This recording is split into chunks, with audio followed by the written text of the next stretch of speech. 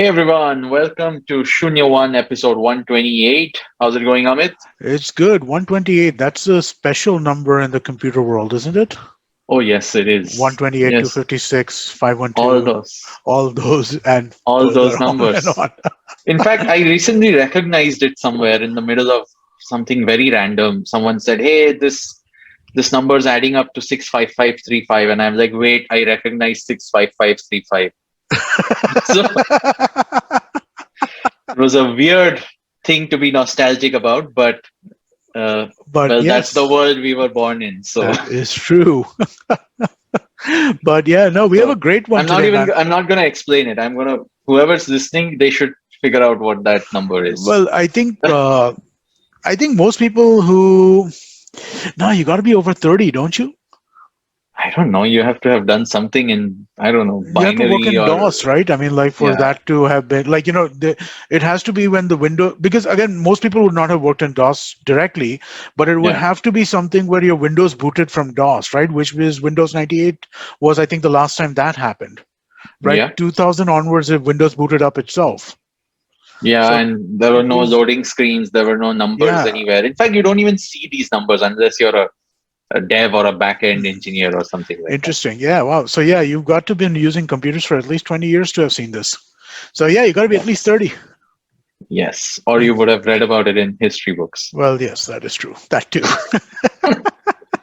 But interesting, what we're talking about today is actually someone who's building something very very cool, and it's actually not a software startup like we usually have. No, it's you can't even call it a device, can you? It is a device, but it's not really a device.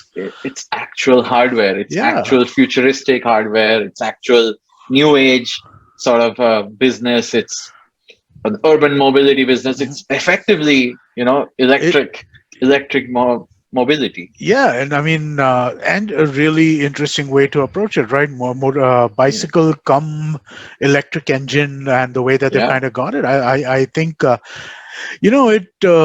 Yeah, man, it's really interesting. It definitely addresses a lot of the fears that people have over electric vehicles, right? Because yeah. here you got pedal power. Yeah. Did In he fact, use it? that's what I want to more, actually hear about. Yep. So I want to talk to Aditya Oza, the co-founder and CMO at EMotorad, who we're talking to today, and hear more about what they are building and when we can try them out. Hopefully soon. Yes. So, without further ado, welcome to the show, Aditya. Thank you so much for joining us. Thank you so much, Amit and Shiladitya, to invite us, and really looking forward to it. I've already been a big fan of your show.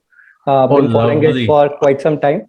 So Glad amazing to the hear job you that. did in last 3-4 years. You've become one of the best podcasts in India. So it's really really great. Wow, Also, I think that is too much high praise. I think you started video section very late.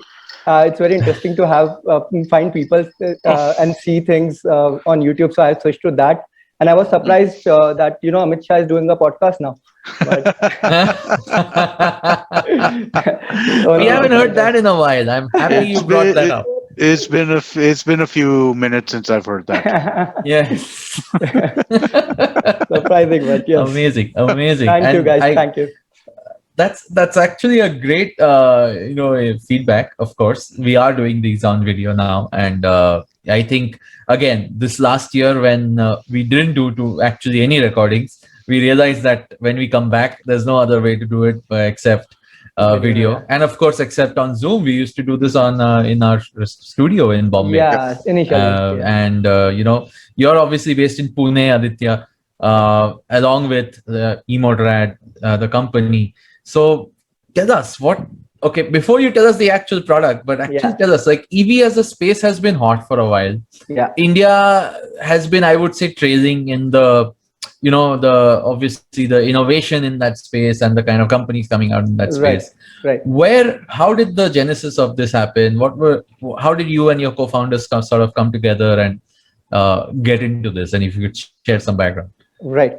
So probably, Shiladitya, I'll start off my story and then connect the dots to how EMotorad came into inception. So initially during my master's, I met my current CEO and co-founder Kunal. And that's when mobility got introduced to me. So we found a problem that all our fellow colleagues and students used to ask us for bike because there was nothing around our college, so they have to travel. We until that point in time, I was more of an idea person, and he made me realize that your MVP doesn't need to be perfect. So whatever idea you come up with, let's launch and see what happens. So he was that kind of a person, and because of that, I believe we used to discuss a lot of ideas, but this was a constant problem. But people were taking our bikes, and we didn't have something because they had to go on a date. So we started renting out our own vehicles. I mean, of course, it was not legal to rent out white number plates, but we started renting out to college students, and we started with 4 bikes. Where was this? So it was in Pune only. We Okay. studied from NICMA, and that's where we started renting out our vehicles. Interestingly, we grew to a scale where it got acquired by one of the mobility startups, funded mobility startups, and we made sufficient money to keep our parties going. So we were pretty happy about that. Nice.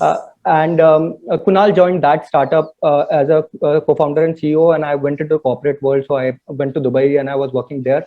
But we stayed in touch, and we used to always brainstorm on ideas, especially in mobility segment. That was the point. Kunal ended up working with Rajiv, who is also a founder of EMotorad, and these two guys were leading operations. So my fourth co-founder, so we are total 4 co-founders. My fourth co-founder, Sumedh, was the vendor, and he was a hot tech guy into IoT space, and he was very extremely good when it comes down to sales as well. So he was doing IoT sales with a few companies, and in our brainstorming we figured out that if you want to reduce the commute price as a whole, I think the best way is to bring in a commute option which is probably less per kilometer charge, and electric was the way to go, but there was no reliable electric vehicle in India. And that was the time when Sumedh, Rajiv, and Kunal developed this expertise into e-bikes. So today also, when I speak to them about e-bikes, I feel so, under knowledged about it from the point of view of the depth of knowledge they have gained. And that's when these guys figured out a product for that market. Later on, Rajiv started consulting to other e-bike companies as well, and started trading as well internationally. We then decided at one point that we have to do something. So I was very happy doing my job, but then I was always very intrigued by the fact that these guys move at such a fast pace and they have so many ideas to implement, and in corporate that doesn't happen. Right. So one day Kunal called me and he was like, boss, if you don't make a move now, we are never going to do everything we planned in life to start up something and all that. So that's when I took a call, I came back, and we started working on this concept. So we were at that point working on 2 different things. We were also developing a tech hospitality startup, doing market research for the mobility segment. And Sumedh and Rajiv at that point in time were heavily involved in getting the vendors for cycle parts. So going to expos, finding out people, getting our assembly line set, and things, so on and so forth. And it was finally in July when we started working, we registered the company, and we started working on developing our first batch of e-bikes. Later on in probably 20 August, we finally launched the product. And yeah, that's how EM came to existence.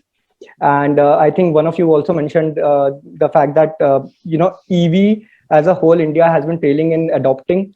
So I believe that has also a lot to do with the cost that EV was coming for, and at the same point, reliability issues were there.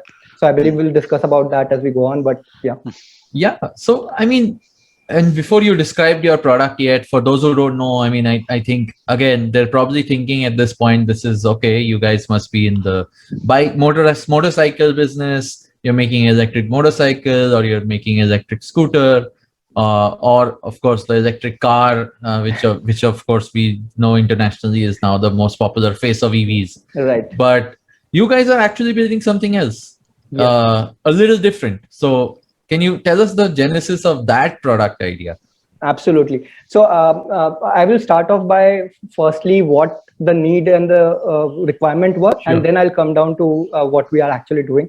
So if you look at India, the infrastructure as a whole for EV is not well set up. And to do it at a scale in which India is basically, such a diverse country and such a large geography, To set up that infrastructure is going to take time. It's going to take years, efforts. Of course, You mean charging infrastructure and everything else? Yeah, basically charging infrastructure, repair infrastructure, maintenance infrastructure, after sales. So it adds to a lot of things. So when you look at it, probably if your electric scooter or car breaks down, a local mechanic might not be able to repair it. Mostly he won't be able to. So, from that point of view, ifs and buts come to adoption to EV. And that's where our thought process started. So we wanted to bring in a product that possibly could be adopted without thinking of ifs and buts. So now I'll introduce, we are into e-bikes, and usually across the globe, e-bikes are electric bicycles and not just bikes. So we manufacture electric bikes here in India. We have 3 different models. I'll introduce them as well as we go. And I'd love for all the listeners to go and check out our models at EMotorad.com. So those 3 different models are basically for 3 different audience that we are trying to cater. They are electric cycles, which give you a range of up to 50 kilometers, 60 kilometers, 70 plus kilometer with paddle assist. And these are basically complete throttle ranges that I'm speaking of, 250 kilometers. You can charge them in 4 hours. You can basically drive them around wherever you want, like an e-scooter with full throttle mode, and probably paddle down whenever needed be. So, probably a use case for you could be that you could use it as a gym warm-up, and probably by the time you're tired in the gym, coming back, you can throttle back. At the same time, if you're going to work, probably you want to not sweat a lot. So probably you can throttle way to work and then paddle down. So yeah, that's what we're trying to do. Wow. So e-bikes. Now, this is where, I guess at least the Indian audience's lack of, let's say, exposure to actual use of such products maybe is clouding our viewpoint of it. But when you say e-bikes globally, right, how big is this actual phenomenon of bicycles which are pedal plus electric powered? Like, how big abroad is this audience? And of course, then we come to how you have adopted it for, let's say, the Indian market. But even abroad, when you say e-bikes, I've always, again, personally speaking, I have seen e-scooters. Right. And I've seen not just the e-motor scooters, but the standing ones, the ones which just are like a platform, basically a skateboard with an electric skateboard. Right. So I've seen those, but what about the e-bike scene? Like, how big is that? And is it, like you mentioned, and just this sort of confusion do you have to deal with where people don't understand e-bike is e-motorcycle? How much is that a problem too, right? Right. So I just right now when Shiladitya was describing it, I just kept going back to motorcycle in my head, and I know, wait, bicycle. Not that's because bicycle. That's because bike, right? Because the word bike in abroad means bicycle, whereas in India, bike is more associated with motor. Right. Absolutely. So I think this is majorly in India that we call bikes as motorcycles, because bicycle as a whole was always cycles for us. So talking about the point that Amit raised, what kind of currently awareness is a factor that we are currently working with. So we believe it's a responsibility not just of us, but also our competitors. We like to call them co-players because it's such a huge market. So it's a responsibility to make people aware of the fact that what EV at the first place is, and then go on and probably describe what e-cycles are and how it can be beneficial to in so many ways. So since you introduced that, Amit, e-bike effect is something that I would love to speak of at this point. So generally, a normal cycle, if you buy, the use case on average is probably 2 kilometer ride per day. It increases to 17 kilometers globally once you start using a e-bike. Because a lot of commute options that you were probably going to take with your scooter or your car, you ended taking with your e-bike because of the efforts that you think you're not going to put. It has effects on your health. Because you're riding it more, you're also paddling simultaneously without subconsciously recognizing it. And it has no gender bias. It has, across the demography, e-bike effect has proved to be an impact. At least abroad. In India, the study is yet to come, but we believe that it will lie truthful in India as well. At the same point, across the globe, if you look for the markets, US is a very huge market. Europe is a very big market. India itself is going to be a 250 million market just for electric bikes, electric cycles in particular. So I mean, I guess my question was more because Europe, like you mentioned just now, has always been a cycling nation. Absolutely. Right? All of those countries, Europe, and to an extent, maybe US, I'm not sure, but Europe, definitely there have been the culture of pedal cycling as a commute in general.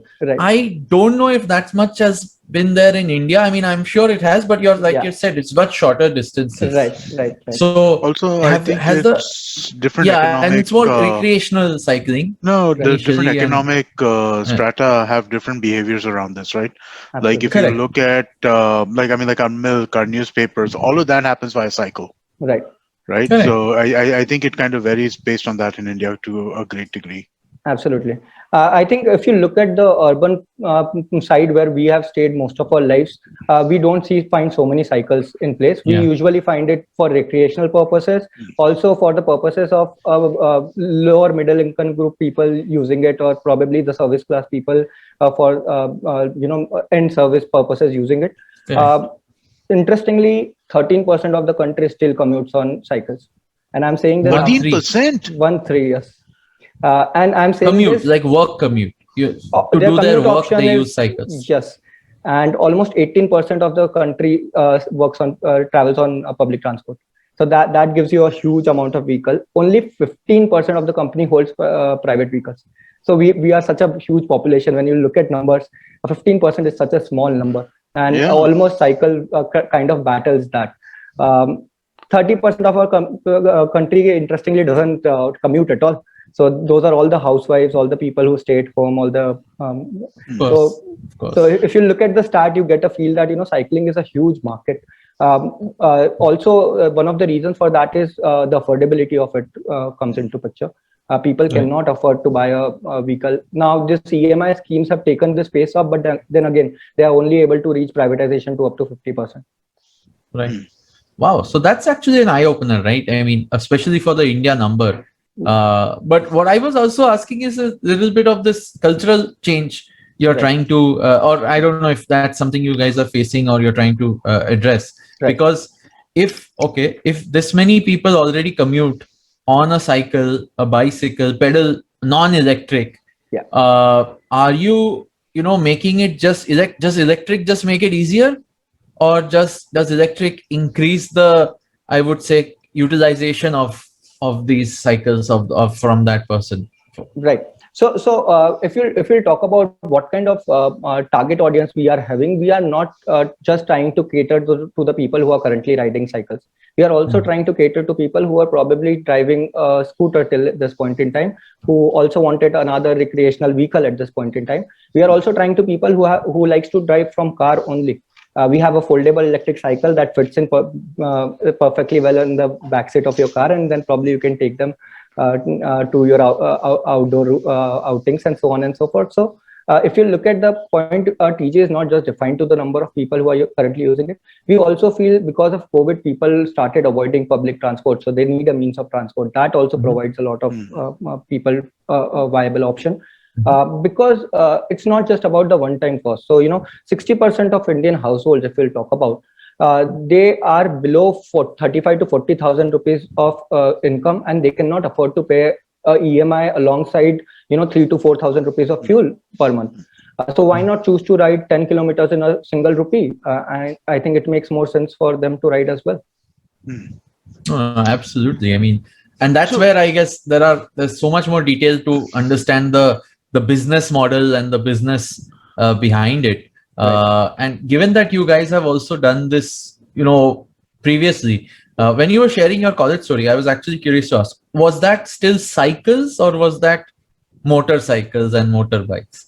That point in time, we were dealing with Activas and motorcycles. Exact scooters. Those were our personal own vehicles that we were renting out. Correct. Yeah. So mobility in general, obviously, there has been a lot of solutions around, and like we've seen the other companies in the mobility space, motorbike rentals, cycle rentals, the whole, I guess, the e-commerce and food delivery space has exploded the utilization of such things. Like every delivery guy is using motorbikes or Activas and scooters and all that, right?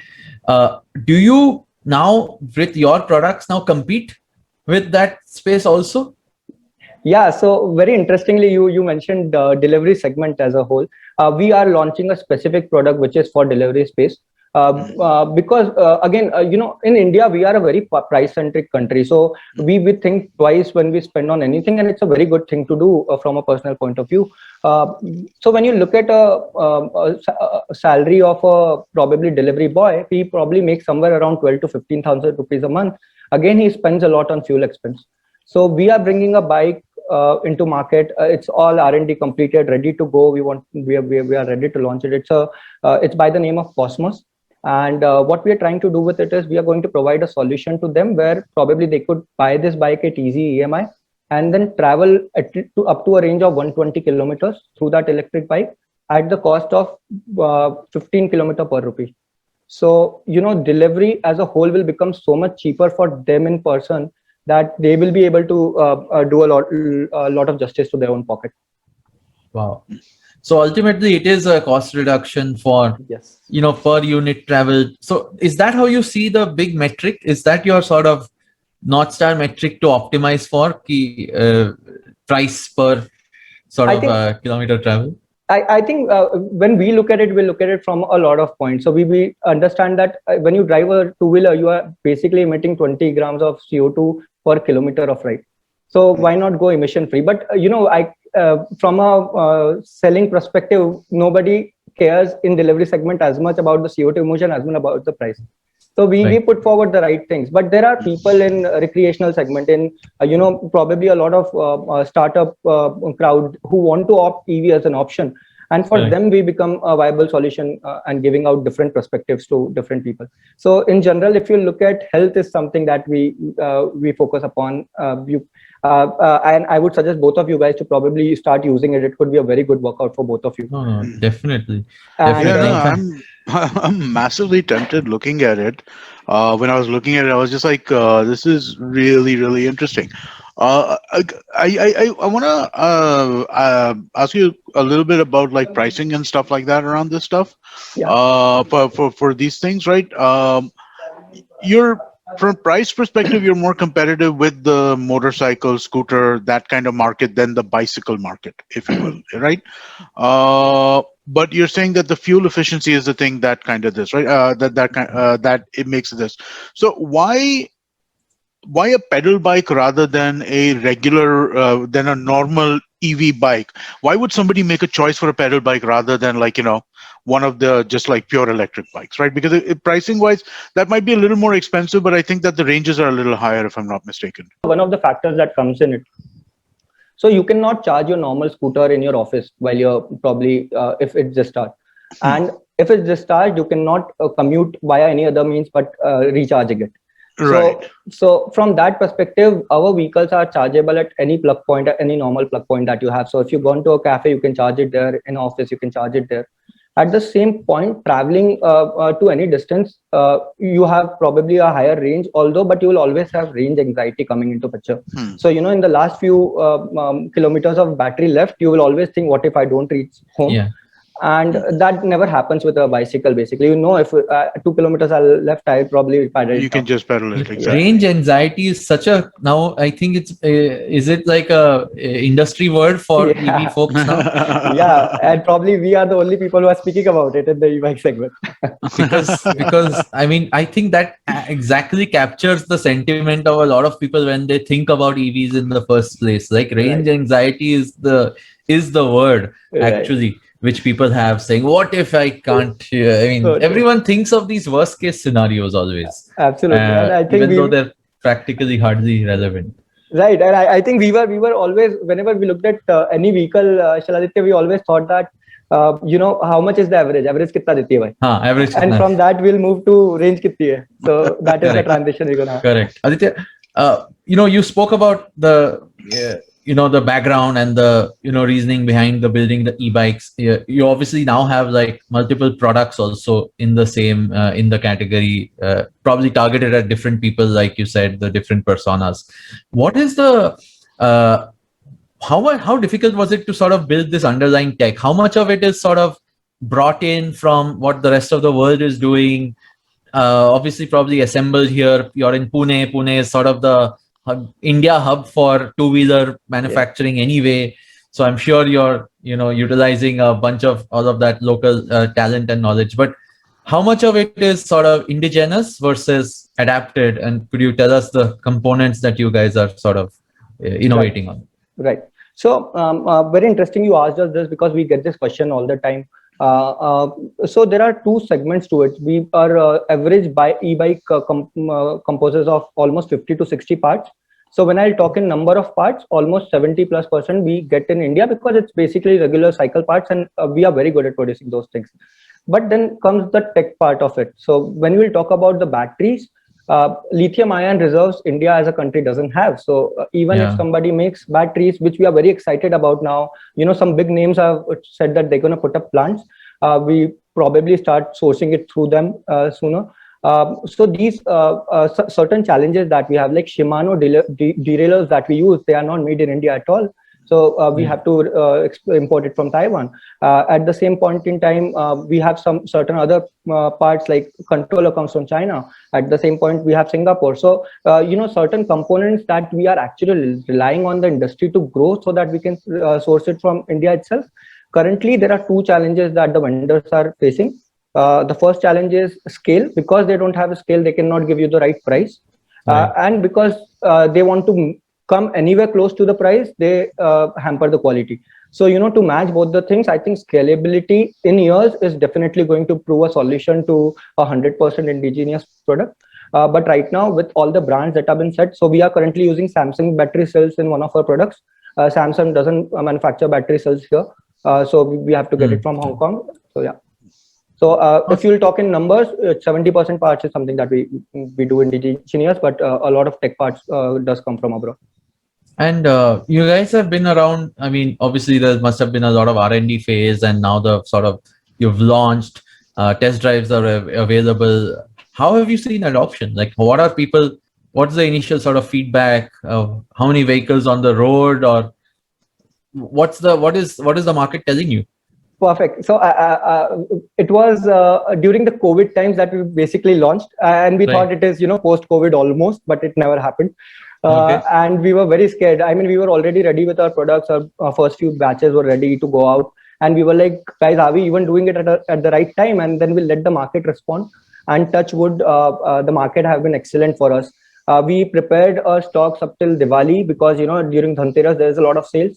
And we had no product to sell left for Dhanteras itself. So, we had a period where we were completely sold out. So 2020, all your 2020 plans were 100%. Yeah, and the end of 2020, we ended up launching another vehicle that we were planning to basically go ahead with.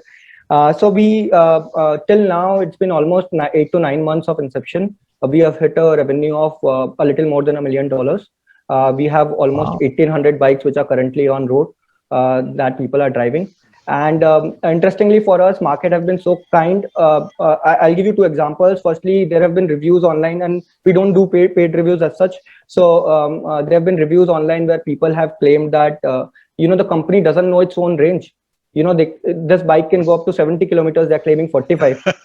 So from that point of view, it's been so generous. But the reason for that is just like your mobile phone, probably the first few months of mobile phone usage, you get excellent battery life, but its battery end of the day, it degrades. So we are planning in long term, probably 2-3 years down the line, when you're using and you'll get 45 kilometers of range, you'll be satisfied with what we've probably said. And initially, you will always love to enjoy higher range from what you get. Fair So, I think, no, sorry, go ahead, please. What kind of people are, so when you say so many customers, what is that current market which has adopted this? Like, who are those folks? What kind of demographic is this? Right. So as entrepreneurs, we always try to solve problems and come up with our own theses and our own, probably plans and reasons to why this would work. So we had a target group set, and our target audience was so set that, it's going to be working class, probably college going kids, 17 to 35-year-old. To our surprise, we have 13-year-old fighting for the newest model of EMX because their friend has another one. And the youngest one is probably 69-year-old grandpa who is probably the one of our first customers. Wow. And so a lot of people in that range also who retired, so on and so forth. And he claims that as far as we know, he has ridden the bike for most kilometers. He recently completed 1,200 kilometers on his bike. So Wow. yeah, he is one of the people. So as founders, we do this a lot. So we keep our customer groups, and we call them privileged customers. So every time a customer come in, 15, all four of us have 15 customers in a WhatsApp group with us. So we get the Lovely. right feedback through Of them. course. And Of course. yeah, so basically he was on one of our co-founders group, and then we got to know that this is how the story is. We ended up putting him on the website as well then. So Wow. yeah, market has surprised us, to be honest. And these are individuals using this for work, using this for recreation. Like, what's the max so far? I mean, because a lot of early adoption of tech is by enthusiasts, right? Right. And of course, which is great. You guys have obviously sold out, meaning it's more than the enthusiast crowd, I would say. Yeah. So have you got like real world feedback of folks who, like you said, as a founder vision, you wanted to sell to? So very interestingly, if you look at the kind of people who have adopted have always been enthusiasts, EV enthusiasts per se, cycling enthusiasts have come through. People who were more into the green energy field, who were into the health consciousness, so on and so forth. And also we believe that COVID helped this thing, because we got a lot of time to think about the condition we are probably bringing the planet in, also how our health is. Probably everyone I knew was putting up photos of exercise. I don't know how long they continued it for, but everyone started exercising for a bit during the COVID. So I think that has changed mindset of people as well. And from the range, if you'll talk about people are using it for commute, we have examples. We get to read a lot of comments on internet, a lot of feedback on internet. So there's this guy who's claiming that, I used to take 45 minutes by metro, probably 35 minutes by my bike. And now with electric bike, I can reach faster, because Wow. I believe on the Bangalore roads, he basically takes the bike off and just, go around. Oh, yeah. He can avoid traffic signals. Yeah. You can go on footpaths. You can go in like a side road and all Wow, that kind of stuff. that is a nice side advantage. That is Yeah. interesting. Yeah. So I wanted to ask you a little bit about the battery and there's a battery installed on a bicycle, Yeah. right? How does that impact? Like, if you're using it as a normal bicycle, does the electronic stuff that you've got, engine, battery, motor, all that kind of stuff, does that increase the weight of the bike to a point where it's more heavier than like obviously it'll be heavier than like a sleek racing bike, but heavier than a normal bike? Right. So very, very nice question, Amit. This is one question in particular people don't realize until they start riding the bike. So if you look at the fact that we have done enough adoption for consuming this weight. So your normal steel frame weighs more than our frame, which is aluminum 6061, which is very light. Of course, not carbon fiber light, but it's extremely light, along with battery and the gears that come through. So if you look at it from that point of view, the weight distribution is basically lesser than a normal cycle. So you won't feel the pressure of riding it without the assist of battery. Also, people ask us that, what happens when I'm paddling? So basically, if you're paddling, is the power coming to me, or am I pedaling on my own? So for that particular reason, we keep up to 5 assist modes where you can decide how much assistance you want from the battery. So on the top assist mode, you don't need to pedal at all. The full power will be given by battery, and you can reduce it as you go down. Electric vehicle industry as a whole has a restriction of 25 km/h for vehicle not to be registered or not requiring a license.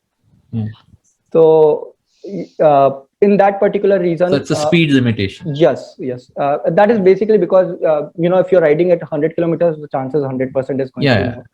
So these norms basically have been adopted from certain foreign norms which were in place, and because of that restriction, people sometimes ask that what if I want to travel faster? So if you paddle, you can probably take it up to 30, 35, 40 km/h. The battery stops assisting you at 25. So that's how the entire concept. That's how it's regulated. Okay. Yeah. Okay. All right. That makes sense. Yeah, I've heard that 25 kilometer even for those. Again, see, my experience has always been those stand-up scooters in Europe and all those bunch of like the early the companies even in the US which started with that.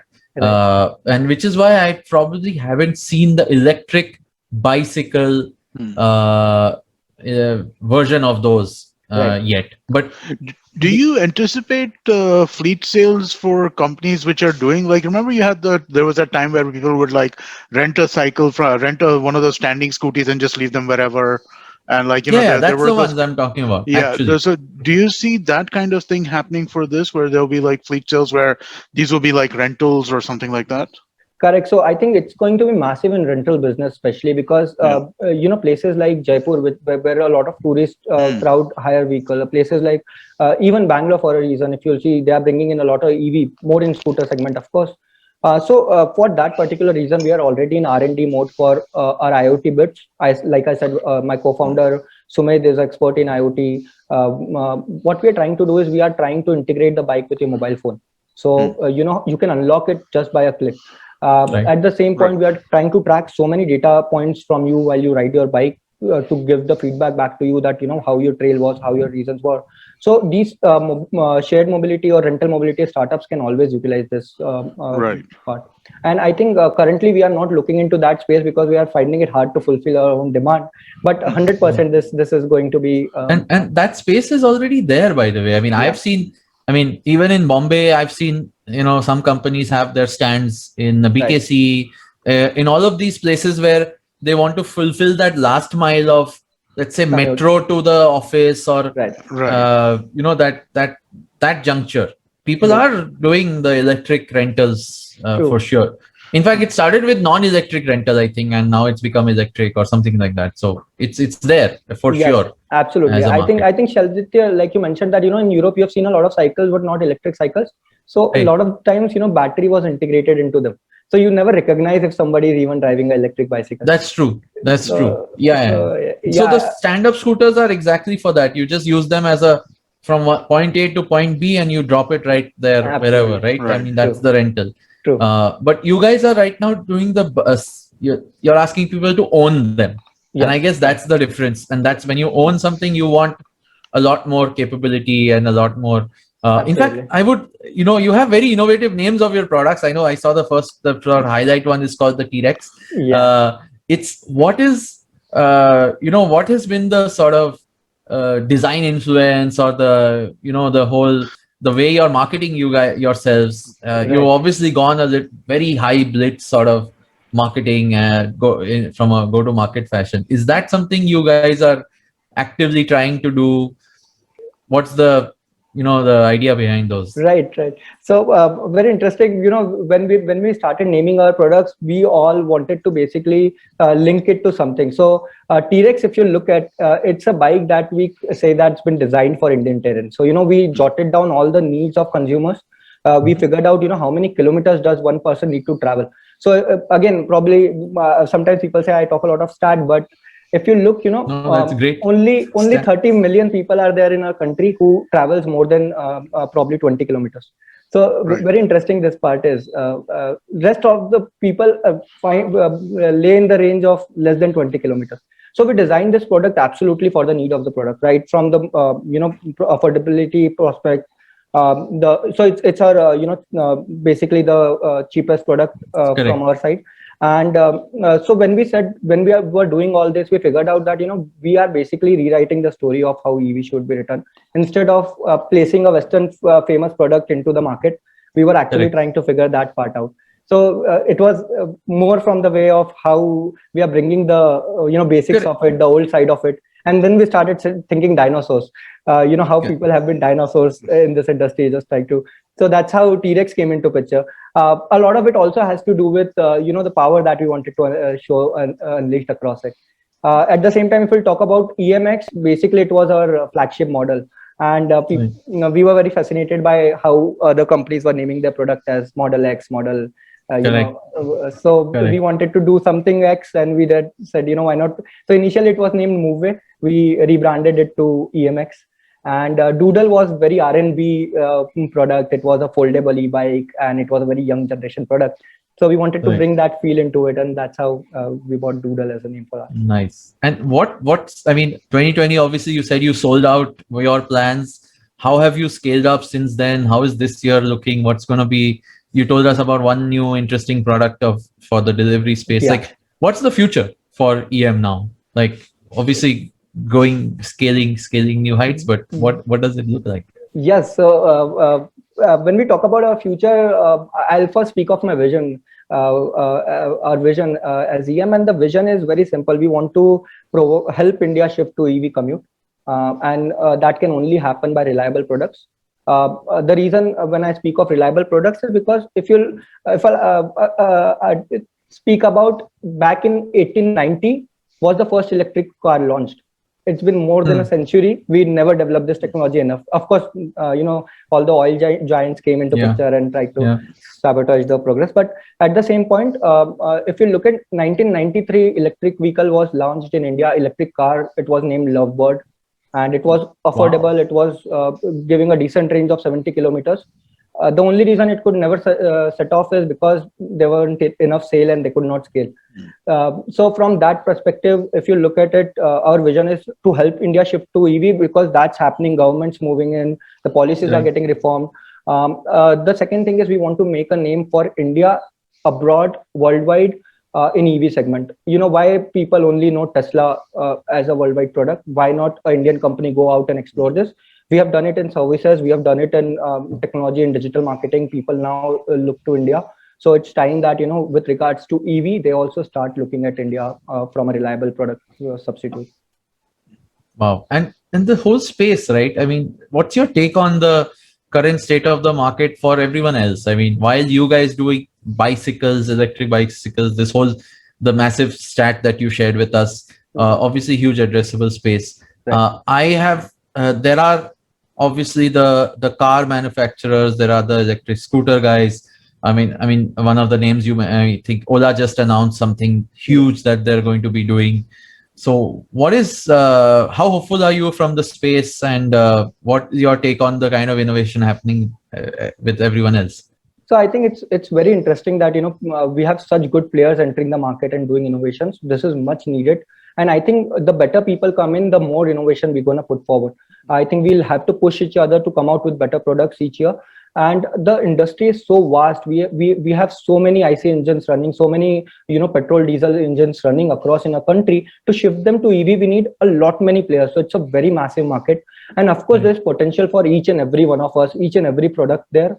There is a target audience for each and every one of us. So probably you could see somebody at one point owning an electric bicycle for their kid, or for themselves for recreational purpose, or for their commute purpose, at the same time owning an electric car as well, and an electric scooter for their wife. And probably that could be the future that we look for. No, of course, that is the future we all want. But I also wanted to ask, what is your, like, all of these are new startups. Yes. You guys are a new company. I mean, again, the Ola is a brand, but they're a new sort of generation company. What is the opportunity or threat from, let's say, existing folks? Like, what is the, like, you guys are in the backyard of Bajaj. Right. You guys are in the backyard of every other car manufacturer. Right. Do you see that sort of the old school mobility folks jumping on this in a good way to help you, or are they still in sort of wait and watch mode? So I think if you look at one of the things that we like to call ourselves rabbit, because startups move at such a speed and can, probably pivot so fast, it's very easy for us to take decisions, take risks, so on and so forth. Right. But at the same time, a lot of these giants are basically elephants, and it's very hard for them to do it. Understandably so, they are corporates. A lot of lives depend on them. A lot of people, get salaried by them. So it's very hard to do it for them. I understand Indian market is going to mature at a certain pace. It's going to mature with a certain limitation, and with time it will evolve. That's the reason that we are trying to say that instead of them becoming a threat to us, they should become our co-players. Some of them have already come in. You must be aware, Hero has come in this space. Yeah. And we really appreciate it. It's a big enough market, and it is time for us to go out and explore foreign markets as well. So it has not been announced yet, but we are already in very advanced talks to go and do UAE and Vietnam markets as we speak of. So UAE basically is going to be a market where we will try and test out a few things. Vietnam is already a very mature market. So these two things are already getting ahead. So with us, making such plans and going ahead and doing things in even at a smaller scale comparatively is very easy compared to a corporate doing it. But Right. I believe there is place for them, and they should definitely start adopting to it. So, I was listening to the head of the Hero EV. He was Yeah. on a podcast on the network a few weeks ago. Yeah. And one of the things he mentioned, one of the challenges that he mentioned, which I think you're escaping to an extent, but I'd like to hear what you think Yeah. about it, right? Yeah. He thought the biggest challenge to adoption that exists is there needs to be a more mature sales and service network. Right, Right. for the electric vehicles, just generally, right? That's what creates confidence in the After consumer. sales, yeah, Yeah, that's that everything. Every big vehicle manufacturer just thinks after sales because correct, right. they think they have to So he handle. wasn't really thinking about after sales itself. Like he put out some data in that where he mentioned that if there are two or three, and it didn't matter which brand, but two or three sales agencies, or two or three people in a sales network from different brands selling electric in a particular sales geography, they saw an uplift in sales. Right. So so the thing is that it's just more that is there like that kind of. So how are you thinking about that, right? I mean, like, are you thinking primarily D2C, or are you thinking of these kinds of sales networks and stuff like that? What Channel about sales, after yeah. sales service? How is that going to work if something goes wrong with this? What are people supposed to do? I'd like to know what you think about these things. Right. So another good question, Amit. I would like to take back to our idea when we started thinking about it. We were very impressed by Xiaomi's point of view of coming to India and launching it, because they said that we're gonna bring up a product and kill all the distributorship. We're gonna put it online, keep it for the best rates, and that's how they started, and that's how they did really well. But automobile industry as a whole cannot work without a dealer distributor model. Interestingly, so we are the fastest growing dealer distributor models currently in India. We are currently based in 108. We have currently 108 dealers distributors in such Wow. a small time, and we are based in 54 cities across the country. Oh wow, okay. We also believe that when we want to buy an automobile, be it a bicycle or a car, we always want to test ride it, and that cannot happen in online fashion. So online and offline market go hand in hand.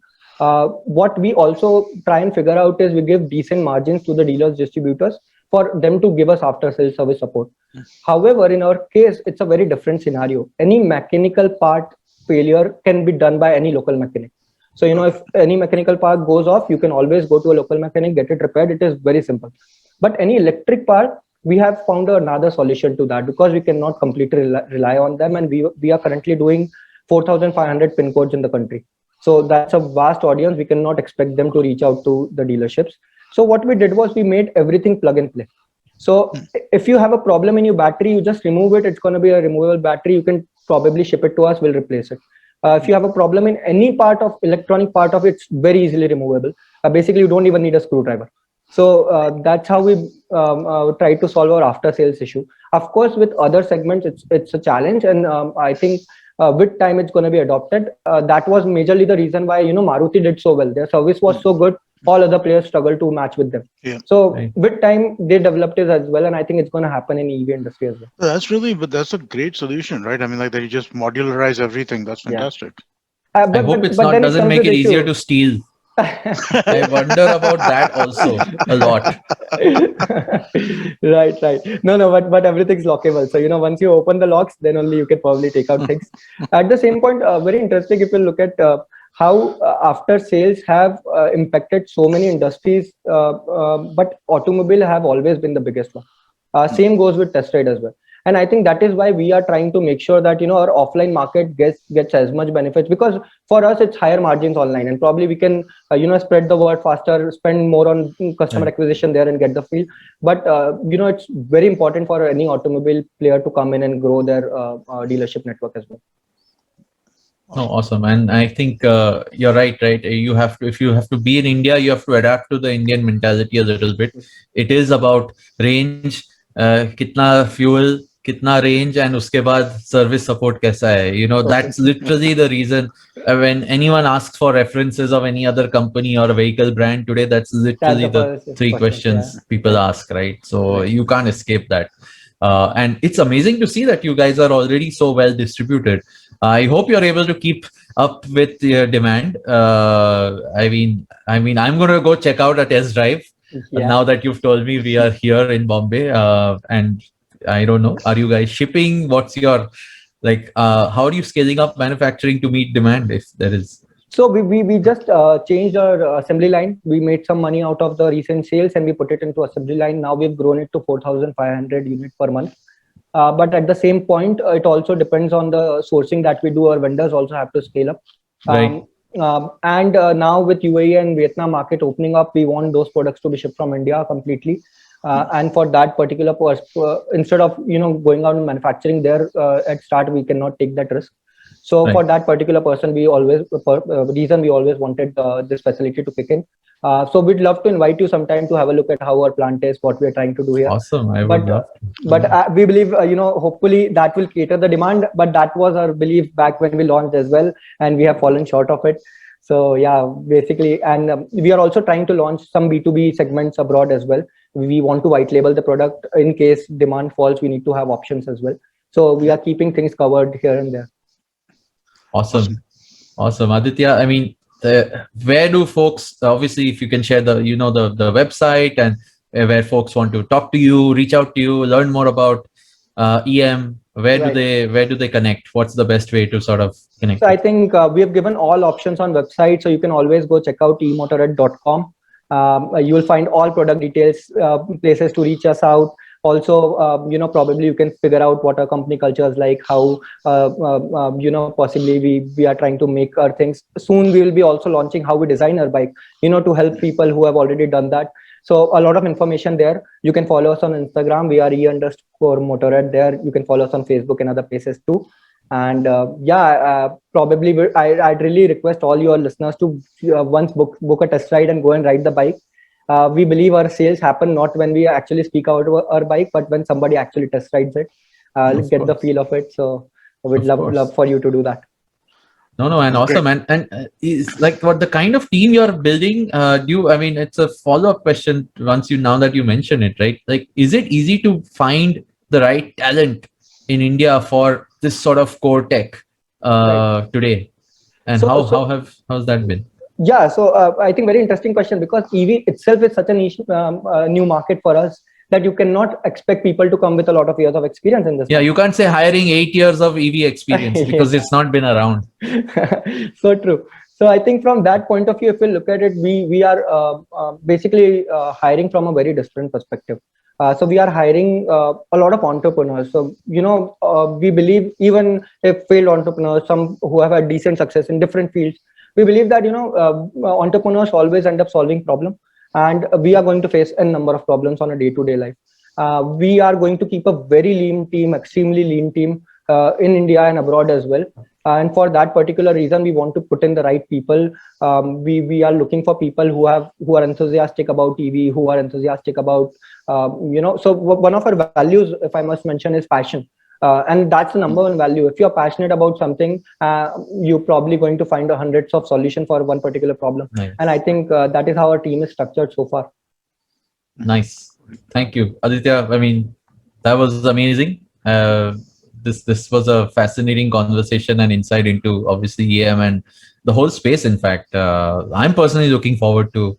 And I'm hoping you'll bring in a lot of EV products in future, and also do a lot of product startups getting featured as well, because of course your platform is a big boost for each one of us, and we need that. 100%. We want to do a lot more stuff around EV for sure. Great.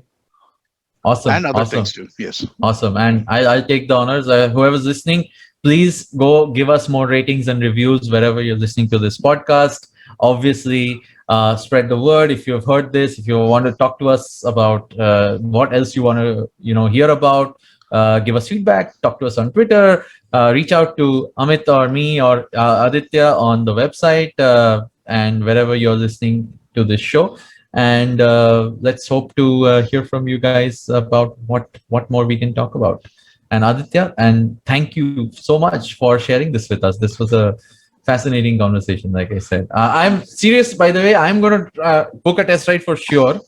And I can actually, now that I've had this discussion, I think I can see myself owning a bicycle for sure. Yeah, I have a lot of short commutes I would love to do without even thinking about. Right. That's just it. I can see it for like within the area, right? Office is a bit too far for me. And I honestly, I don't know if I'd want to do a two-wheeler commute in Bombay traffic, 25 kilometers. That seems a little. I don't know if I'd. No, but I can do the recreation plus quick commute. I mean, it's just recreation exactly.